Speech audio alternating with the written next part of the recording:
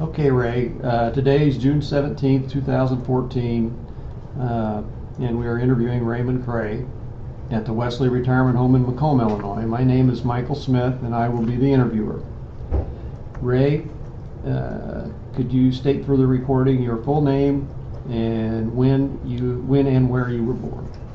And my full name is Raymond Herman Krey, Jr. I was born on March 25th, 1947 in Peoria, Illinois at the Old New Methodist Hospital.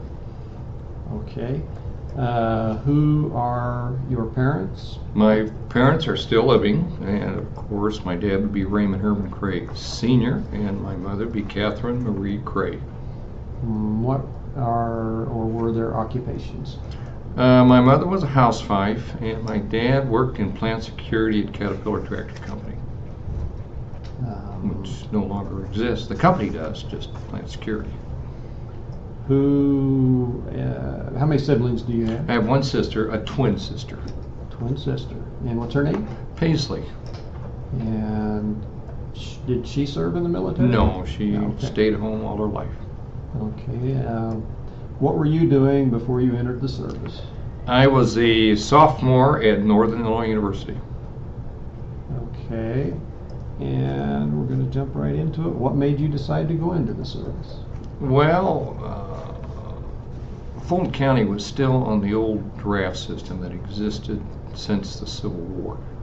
They were responsible, based on their population, to submit so many warm bodies to the armed services, and they sent me a pre-note that we're losing men. We're going to have to simply do away with college affirmaments based on your status.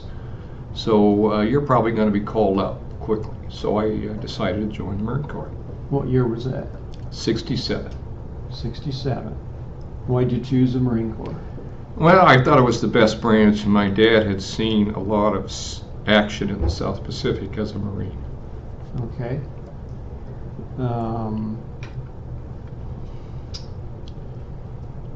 What did your parents think about you going into the service? They did not like it whatsoever. Not like it. And you said your father was a veteran. Do you think that had something to do with it? Maybe? Probably. Okay. So where'd you go to sign up to be a Marine? A couple of my college friends took the training into Chicago, and I signed up at the Armed Forces Recruiting Station down there. I think it was on Clark Street. Okay. Did they go into the Marine Corps as well? Oh no, they were from the Chicago suburbs, so they did not have to worry about the draft. Oh, okay. Okay. So you went into the Marine Corps. Where did you go? When did you? How long was it before you got called up after you signed up? Taking consideration, I'm 67, so you're dealing with a time framer. I do believe I went into boot camp in June of 1967. And that was where? In San Diego, California. Okay. Was that Camp Pendleton? No, Camp Pendleton was north of LA. That was for the advanced infantry training. That's where they send you prior to going overseas. Okay. When did you first learn that you were going to Vietnam? Probably when I enlisted. You pretty well knew that. Mm-hmm. Okay. What did you think of boot camp? It was troublesome. I was in really good shape. Said was 2 years of college, so I did a lot of tutorial work with some of the recruits to help them get through some of the written tests that they would have to take on history of the Marine Corps, nomenclature, weapons, and things of that sort. So you helped out a lot. We would do a little late night studying. You weren't supposed to, but the DI would get in all kinds of trouble for people who did not pass these physical or written academic tests. So he would just look askance to it and forget about it. And how long was boot camp? 13 terrible weeks. 13 terrible weeks. Do you recall any of your instructors? No, I do not. Do you recall what they were like? They were nasty, but then I can remember we were in platoon 2032. Their job was to get us physically and mentally prepared for action as soon as possible. And they were all, at least the ones that we had seen service in Vietnam, early service. Okay. So, did you receive any specialized training? Not really, not in Camp Pendleton. That didn't come till Camp Pendleton. Oh, okay. So then you went to Camp Pendleton? Yes. For how long? Oh gosh, I think probably a month of some sort. They did a lot of what I would call mock-up training, getting in and out of helicopters, search and destroy missions through mock-up Vietnamese or NVA villages, what to do in an ambush, things of that sort, as best they could based on their experiences that they knew. Okay. How did you adapt to military life at that point, including the physical regime, your barracks, food, and social life? I had no problem at all. I mean, we lived in a Quonset hut it was basically very close to the San Diego airfield. You'd learn the little tricks when you got in there. For example, if you volunteered to sing in the chorus on Sunday at the chapel, you got out of duty that day. So those are things you would work with itself. Okay. Social life, there really was absolutely none. You got a little bit after your graduation from boot camp, and then they gave us 2-week liberty. To go home, do whatever you want to, and then back to Camp Pendleton, and then straight over to Vietnam. Where did you go during that 2-week period? I went home. You came home? Came home. Mm-hmm. It was one where you could actually fly military standby and get a plane. That was a time with the rising protests, and one of the things I really didn't like where they strongly suggested not to wear your uniform. Okay, because of the protesters? Yes. Did you develop any strong friendships while you were in boot camp? I enlisted with a guy actually I met him in boot camp. Yeah, I did. One Hignite and I don't know where he is at to this day. Did he stay? What was his name again? I didn't catch it. Hignite. Hignite. Yes. Where was he from? He was from the Quad City areas that he bounced into. Did he stay with you after your training? No. One fact about everybody that I had in boot camp got dispersed all over the place. Okay, so then your 2 weeks, you go back to Camp Pendleton, you spend about 4 weeks specialized training, and then off to Vietnam. How did you get to Vietnam? Commercial aircraft, TWA with stewardess and everything. We landed in Honolulu, got off there for a little bit. They gave you a little rest break, gave you a lay, put you back on the plane, and off you went. How long were you there? Hours. Oh, really? Not overnight? No. Oh, no. It was just enough time to gas up, I guess, and head on out. So, then you go to Vietnam. Where'd you land in Vietnam? We landed at the Da Nang airport. It was interesting. It was a little late at night. They had just received a mortar attack, and there were still some areas on fire. Wow. What did you think of that? I said, well, we're here.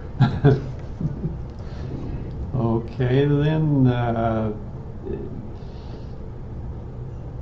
what was your duty assignment when you first got there? I was, when we first got there, we reported to, out of lack of a better term, an orientation tent. And they sat down there and they said, okay, you'll be assigned to a certain battalion and company. We were all part of the 1st Marine Division.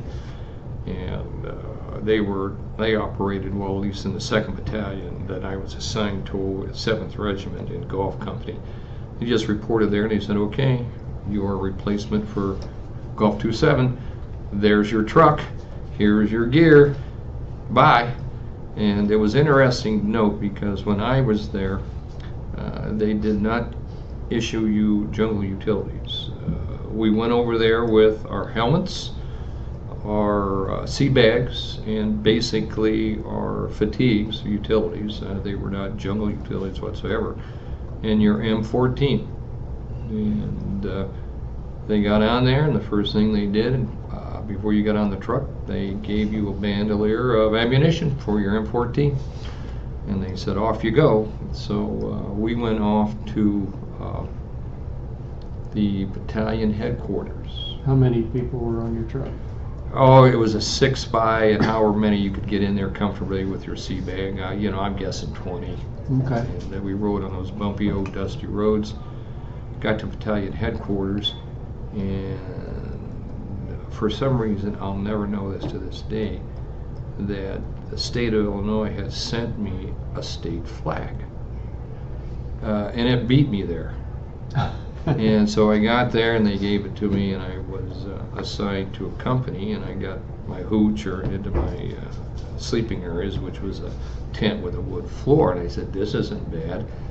And I got there just enough time. They were having supper, and they were grilling steaks, and they were drinking beer. And I said, this is really not bad. And then the next morning they said, saddle up, we're moving out. That was just an organization place in which they were going to get the recruits, reform the company, and go out in the field again. That was probably the last time I slept in a tent more than 3 or 4 days. The whole time you were there? Mm-hmm. So, what did you do the next day then? You went out in the field. We basically went up to what we called our company headquarters. Our job was to defend the highlands in and around Da Nang. Our job was to stop the NVA for using their 84 millimeter mortars and their 122 millimeter rockets. So the only way we could do that was constantly be on the move from here to there. So, what's the terrain like? We went from everything to rice paddies to highlands to some rugged mountain areas. Jungle? Jungle. We would use the same trails that the North Vietnamese Army did. They did not booby trap those trails because they used them.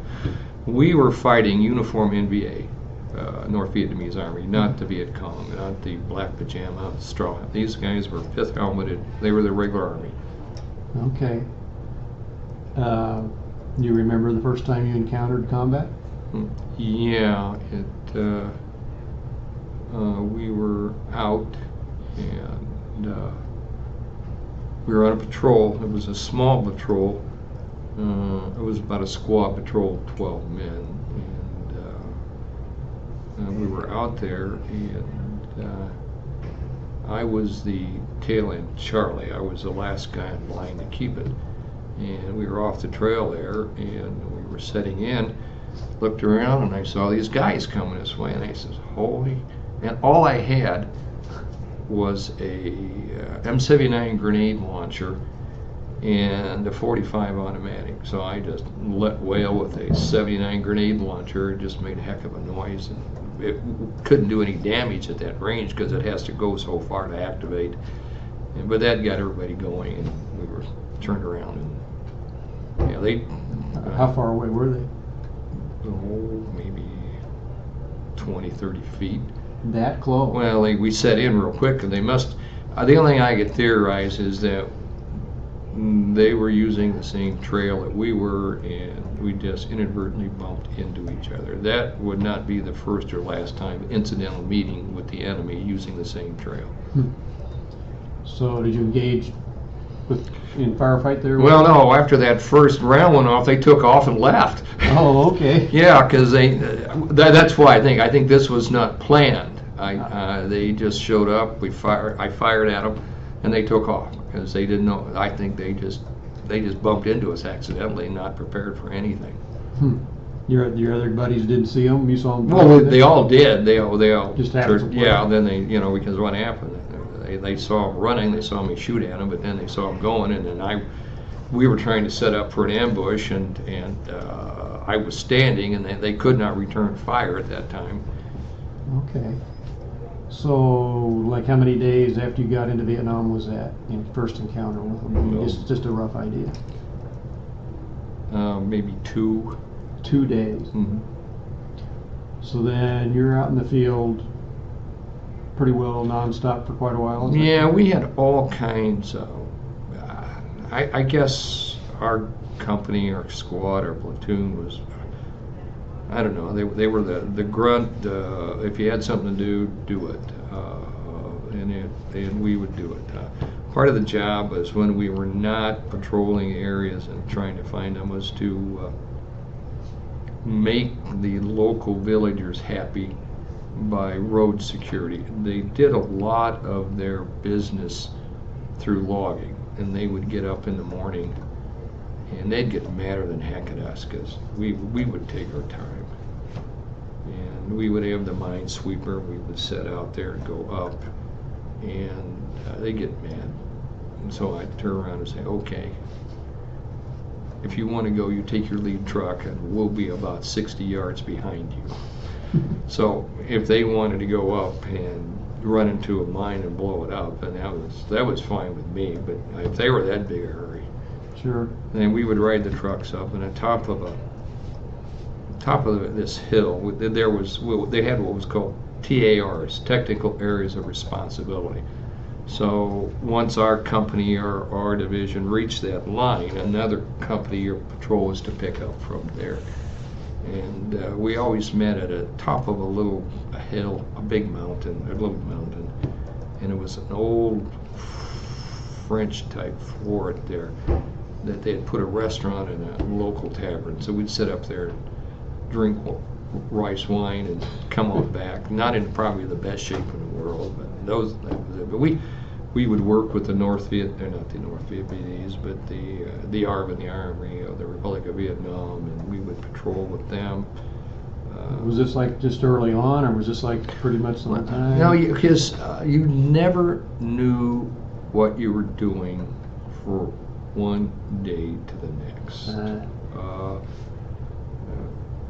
You would go out on these patrols that were supposed to last 1 or 2 days. They would give you enough sea rations at that time to last 2 or 3 days.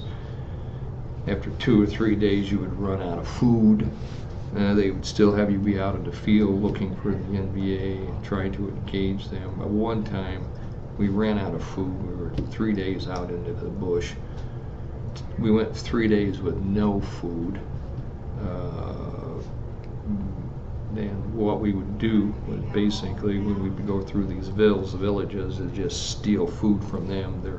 Any cooked rice, bananas, and they wouldn't like that at all. They would get madder than heck.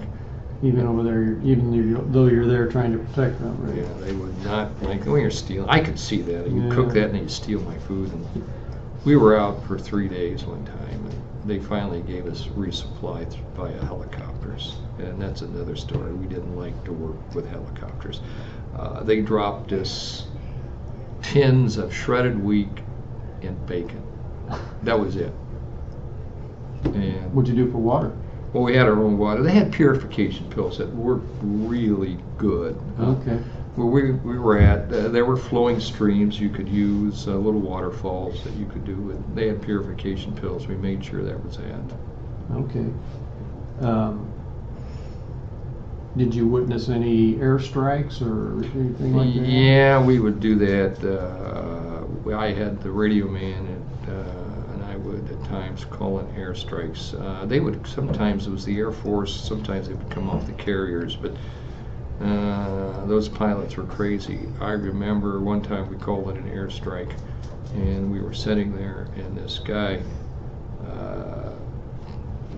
did it about face, came back and turned his plane upside down, so you could look up and see him in the cockpit waving at you. Oh my.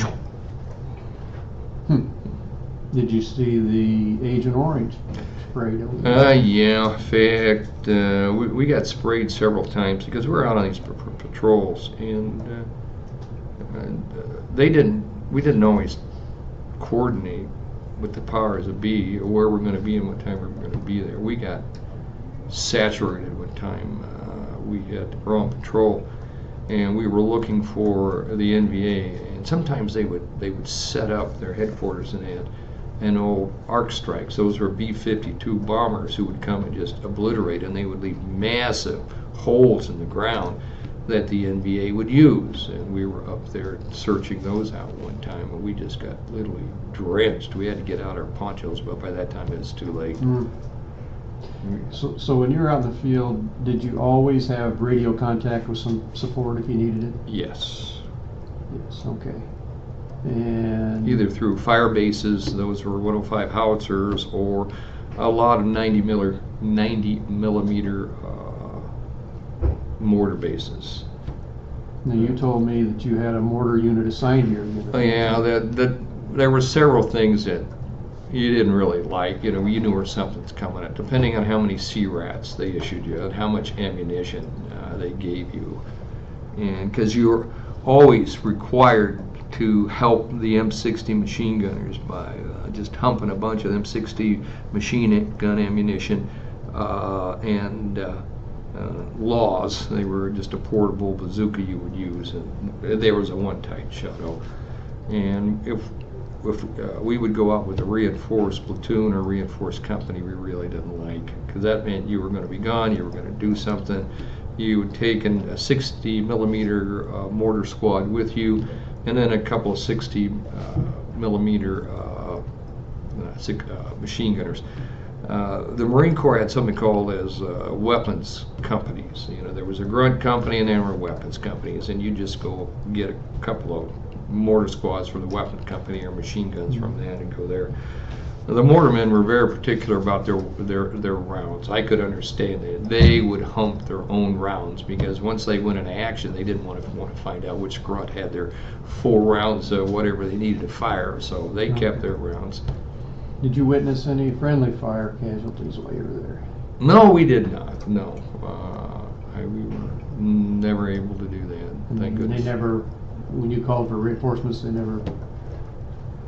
We didn't. They were pretty accurate. Pretty accurate with them. And okay.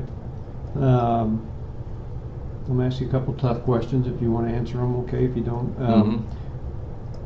How many different battles were you engaged in while you were there, would you guess? Were you actually fighting the enemy? We were engaged in a lot of what I call small firefights during the day, or mortar attacks at night, returning fire at that point in time. So, and the NVA, they were pretty good because they knew the area, and their mortar teams, I think, had every square millimeter mapped on that area. That's why when you would sit down to try and have some type of break to do your meals, you tried to do it undercover where they couldn't see you, because they could have you mapped in within minutes. So we tried to eat on the road. We really didn't like to go out on these things with officers, especially new officers. They just would screw us up all over the place. They hadn't been seasoned then. No, and I think these NVA guys, they would. One time we were on this patrol, and the lieutenant wanted to short distances through a rice paddy. We said, no, that's not a good idea, sir. They're going to wait for you to get out there, and then they're going to mortar the living heck out of you, and then they're either going to do it for fun or they're going to do it to get you. Well, what I mean by fun, because once they mortared you, the first thing you went to is a dike, and then you would try to find out where the mortar was coming at, and then return fire. You couldn't return fire because you didn't know where they're at. You just try and guess and try to call in an artillery strike. But what was terrible is they had these things called ribbon leeches, about that long, that wide, and that thick, and they would actually come through the water at you, and you would have to assign guys to watch out for the NBA and then guys to yank the ribbon leeches off you. And so they would do dumb things like that instead of skirting the jungle and going 10 or 15 yards in. So they may know you were there, but they wouldn't know how many of you were in there and where you were going, and they would do silly things like that. Did you ever encounter any of their snipers? No, we didn't. Well, no. Well, and at that time where we were located, we were in what was called a free fire zone. Anything that moved, you could shoot. And what would happen is the stupidest thing I ever heard in my life. They would identify areas that were NVA supporters or NVA R&R villages where the NVA would come and rest, and so they would identify those areas. And our job was to go out there and destroy anything that was there that they could use. That include chickens, goats, water buffalo, anything. Well, what somebody had designed is, that's not too nice to do. So they would drop leaflets in advance on these villages, letting us know that we were coming. So one or two things would happen. Either they would be gone and nobody was there, or they would be waiting in ambush. And we did not like to do that. That's why we never liked to use helicopters as transport, because most of the time we would, if we had to do it, we would ride those 6x trucks. But times during the year, the dust was so thick you could see for miles, but at least we could stop and walk into the direction. In a helicopter, there's only certain places you could land as landing zones, and either they'd be waiting for you there, or they would have big, massive bamboo sticks with points on them that if you tried to set that helicopter down, would come up through the aluminum bellies of that, and they would just hold you there, and we never liked to mess with those things. So I assume from what you've told me, several of your comrades were hurt or killed over there, and I assume they used the helicopters to get them out. Is that right? Yeah. Well, let's see. When I was hit, we were moving. We had 2 armored vehicles, and we were transporting the walking wound, the sick back, and anybody who was short time. That means a couple of weeks left before they were going to rotate out. And you were one of those? I was, yeah. No, I was not going to rotate out for, 2 or 3 more, 2 more months. Okay. And it was one of those happenstance. I think it was the 2nd NVA battalion was on the move. We had about maybe 60 guys there, and we were moving across, and we bumped right into them. We were outnumbered probably about 50 to 1. And they opened up on us with rockets and machine guns, and we came back, returned fire, called in airstrikes, and then they came in to remove the dead and wounded, and the Marine Corps, to save their helicopters, would throw the dead on first.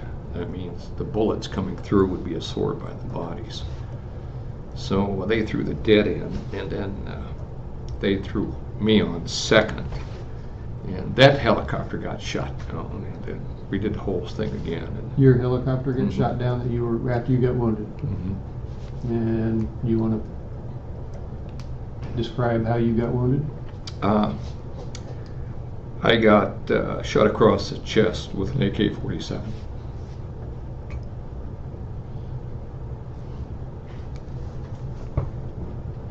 Do you remember, did you stay conscious when that happened? Yeah, it was, we had sent out a skirmish person because there was a tree line ahead of us that we didn't know, and we unfortunately found out that there's where the NVA had set up.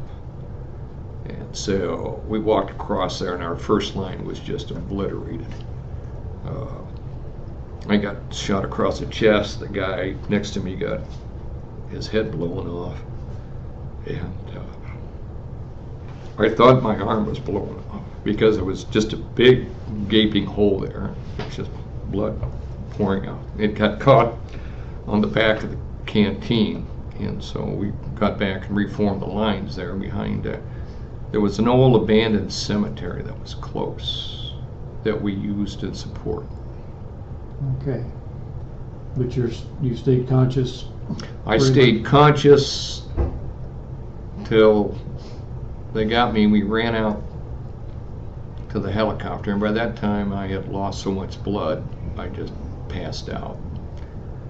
They threw me in there, and I could feel them throwing me in there. Then I woke up and I could feel the blood splashing all over me from the bottom of the helicopter where the dead were still bleeding. And we probably got maybe 20 feet, 10 feet off the ground, and they got hit by a rocket, and it just went. And they rushed in there and got everybody else they could out of there. They threw me on another helicopter and went right to Da Nang. Went to Da Nang. Mm-hmm. What's the next thing you remember? It was interesting. They got me in there, and all I can remember is hearing, "We're losing him, we're losing him." And I was up on the ceiling, floating down, looking at my body, working on it, being worked on. And I can remember them shoving a breathing tube down my throat. And then the next time I woke up, they had me sedated, stabilized, and putting me on an airplane to come home. Come back to the United States? They shipped me to Tripler Army Hospital in Honolulu, and then to make sure everything was going fine.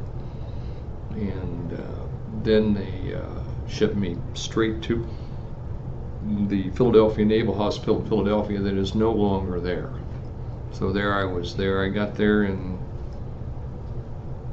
I got shot on May 7th, 1967. And that was probably one of the most bloodiest days in the history of the Marine Corps. There were more people killed or wounded that day in Vietnam than any other time in Vietnam. Wow. And I got there in May of 1967, and finally got discharged from there in November of 67. So you were there from May until November. Mm-hmm. And how were you treated there at the hospital? Good. Because it was I also had, I was shot, it shattered the left shoulder totally, shattered the brachial plexus, which was the nerves to the left side, so I have no feeling in my left arm or part of my leg, and the scapula and the shoulder blade, so they had to rebuild all that stuff. So I was in, because it was nerve damage, I was in the neurological ward, so we had all kinds of head wounds. For some reason, the Marine Corps does not like you sitting in bed and doing nothing if you could do something. So they would have us out, which was good, reading to those who were brain damaged and that. Mm-hmm. When you could get them walk around, they put you on gate duty, which was, you had to check people coming and going, and that was dumb, you know. So you did some of that? Yeah, I was out there and did that with my arm stuck out in a big cast area. Yeah, that was. So did you have any visitors while you were there? No. The whole time you were there, you never had a visitor? Mm. Your parents never came to see you? No.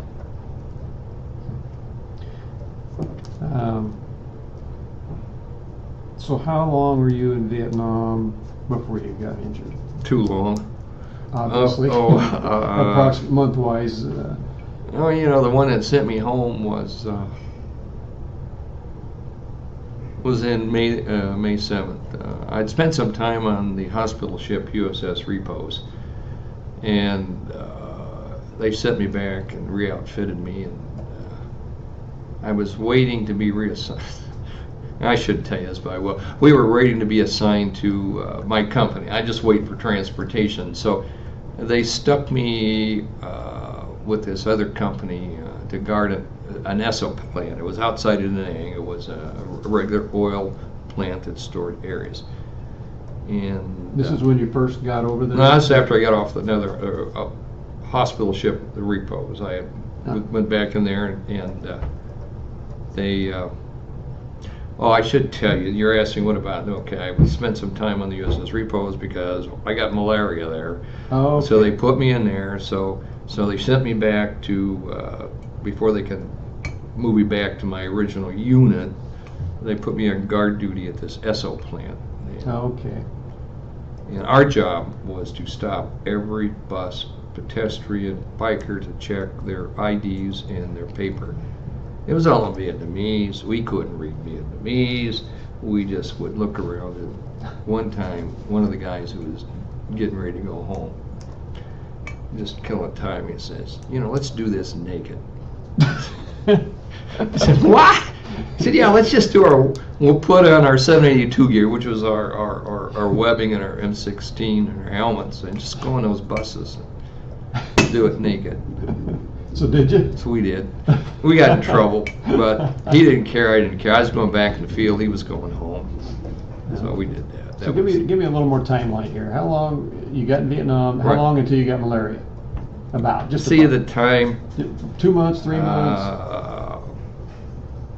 It varies. I say, okay.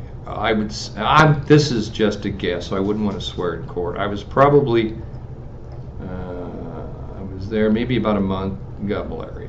Now the question is, why did you get malaria? Okay. Don't they give you quinine pills? Yes, they do. But you had to take the quinine pills on a full stomach. Otherwise, you got diarrhea. Well, we were never fed on a regular basis enough to have a full stomach, so we didn't take the malaria pills. Okay. So you got malaria, because if you don't, and the last place you want to have diarrhea is in Vietnam. It's the only place in the world when you had to do your business, I would send an armed guard with the person. But yeah, so, and I got malaria. I was in there about a month, and then on May 7th, about 2 months before I was to go home, I got the big shot. Yeah. But you got, how long were you out of commission with the malaria? Not long enough. And I asked them if I could go home, and they said no. As soon as your fever breaks. Okay, so then you're back in the field. Then you're back in the field. Yeah. Okay. Back in the field, and you regained your strength. I would say, I can't remember. I think maybe I was back. They sent me back to an aid station. They took my temperature, looked at me, said, "You've got malaria." They put me on a helicopter. I went to the USS Repos. I was there for maybe 3 or 4 days, something like that. As long as I was well enough to get going and go on this truck. We'll take you to the Esso plant. And it was, they sort of left it up to the individual soldier or Marine at times to get back to their base. They said, a truck headed up to Gulf 27 will stop by periodically. You just get on the truck and they'll take you up there. That's exactly what happened. And when the truck passed by, you going up to the 2nd Battalion headquarters, and he said, "Yeah." I said, "Hop on, I'm going with you." Wow. Okay, so while you were over there, did you ever get an R&R? Never. No. Never. No. One of the major problems was they were running out of non-commissioned officers, and so they didn't really care about second lieutenants. They just wanted to make sure they had enough NCOs in the field to do the duty. So what was your rank when you left the service? Ended up being a corporal. Okay. I did carry a temporary rank of sergeant when I was there. Did you have much communication with home? Back home? No, the Red Cross and then my dear wife wrote. They were probably the biggest two people who communicated. But you were not married at the time, right? Nope. Okay. They kind of kept you going, I suppose. She would send letters to me, and then she'd send me cookies on my birthday, but they got there, they were all crushed and smashed and beat up. It's a thought that counts. Yeah, it was. Well, let's get to some of these other questions here. What kind of friendships and camaraderie did you form while serving? You know, they're very close. Everybody depended on everybody to do that. People would ask me, was there a lot of drug usage, marijuana smoking? I said, no, there's absolutely none. He said, you're not. Yes, I am. Because where we were at, you had to be alert all the time. Because I said, you know, we were constantly in the field, trying to disrupt the enemy lines of communication, making sure areas were clear. So you had to be alert. Did you sleep any? Were you able to sleep? You had to, I know, at times. Yeah, but you got used to it. I mean, you stayed awake at night through cold instant coffee. And I was there during the monsoon season, and we would go operational, and we would run operations in the monsoon season. The North Vietnamese Army was smart. They didn't in most cases, because they knew better. You'd dig your fighting hole at night, the rain would come in, and you'd get muddy and wet and cold. Sometimes we would stay warm by passing through CB areas and filling a spare canteen we were going to drink out of, a diesel fuel, putting in our helmet at night, and then lighting that, just because you were constantly wet and you'd get cold, even though it was the tropical areas, you'd still get cold. I know some people had trouble with their feet getting wet so long. Did you have any problems with your feet? No, you tried to keep a clean pair of socks. That didn't happen. You were there for about 2 weeks and realized you didn't need to wear underwear anymore. So that would go, well, part of the problem was you'd go to sleep at night, and if you could, and had these big ticks that would just come in there and around your groin and armpit area. Sometimes you'd wake up just covered with blood because these ticks had soaked up so much blood of yours, they just exploded. So you had ticks and leeches. How were the bugs? Bugs weren't bad. We would go on patrol. And sometimes we would run into these. We'd do patrols around Monkey Mountain, and there'd be some apes up there, some rock apes that would go up there. And we didn't like to do that because sometimes the NBA would set up, and we'd hear noise out there. You never know, and then you never like to take new guys with you up there because they would get concerned. One time, the lieutenant made us put a new guy on our LP, which is a listening post. And I tried to tell him, that's not a good idea. He's going to be jumpy at everything. And that's exactly where he was. He heard something. I said, it's nothing. Ignore it. They're apes. Ignore it. Forget about it. And he gets scared, open fire the next time. He said, oh, nuts. We've exposed our position. The lieutenant said, I can't call you back here. We need you guys out there. I said, well, we've exposed our position. They know we're here. Nothing happened, thank goodness. But the new guys could jeopardize you. No, I mean, they would do silly things, like dig fighting, take off their shirts. And they said, that's sunbird, plus it's a nice silhouette against the green. Did you ever, while you were over there, actually see the enemy other than the one time you told me about? Yes. Did you see them? Yes. And you actually could shoot at them by seeing them visually? Yes. Okay. And I've asked you this before, but I'll let you explain it to the camera. Have you kept in touch with any of your buddies you were in there with? No, most of the guys that I spent time with were I just either killed or wounded. Okay. So did your unit have a reunion ever or anything? They have reunions, but most of the guys that I knew, they're either gone or I don't know where they're at. They probably wouldn't do that. So no, I have not attended any of the reunions. They have a big one. They call it a golf 2-7 reunion, and they invite anybody and anybody based on that you could have served in '93 and still show up for it. So when you came home after your service, how were you treated? When we were going into the Naval Philadelphia Hospital entranceway, we were met with protesters. They threw stuff at the bus and beat on the side of it. How'd that make you feel? Not too good. No. Yeah, so, how about when you came back to this area? This area was a lot better. Yeah, I mean, you'd been gone. So we're kind of wrapping things up now. How did you readjust to civilian life? I think the best thing that saved me is I was in the hospital from May to November. You know, so I was slowly released back in. We would get liberty on the weekend at times if you were healthy enough to go through. So I think that gave me enough time to adjust, to read, catch up, to talk. And do you belong to any veterans organizations now? No. What have you done since separating from the military? Let's see. Thanks to the GI Bill, I've got a master's plus 28 hours. I was a history teacher for 10 years, then I became a junior high principal for 25 years.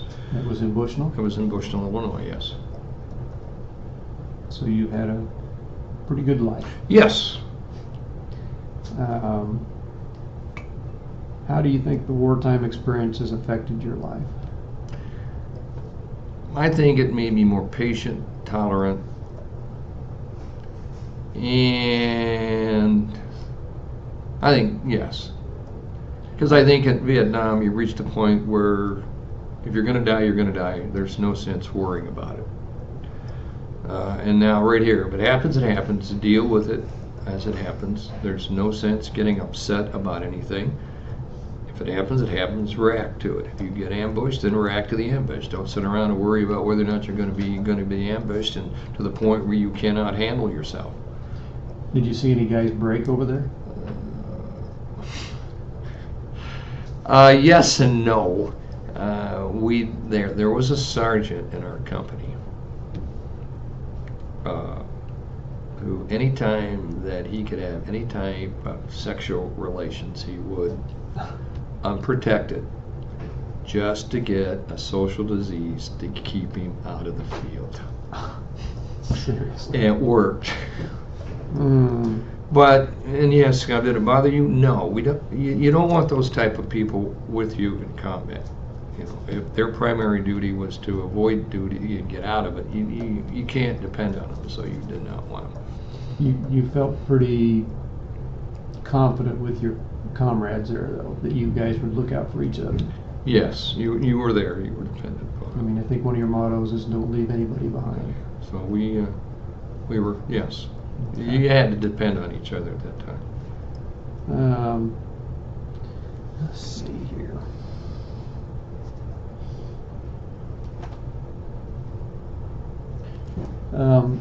What message would you like to leave for future generations who are going to view this interview? I think probably what I would leave you with would be to look at the individual soldier and how he experienced and how the war was fought. Is there anything you feel like we haven't discussed that you'd like to add to the interview? No, I think everything was covered. My purpose was probably to give you a pretty good understanding, at least through my experience, what it was like to be a grunt in Vietnam. Well, I think that's going to wrap it up. We want to thank you for your service and everything you did for us, Ray. We really appreciate it. Thank you. I'm honored to have you as a friend. So.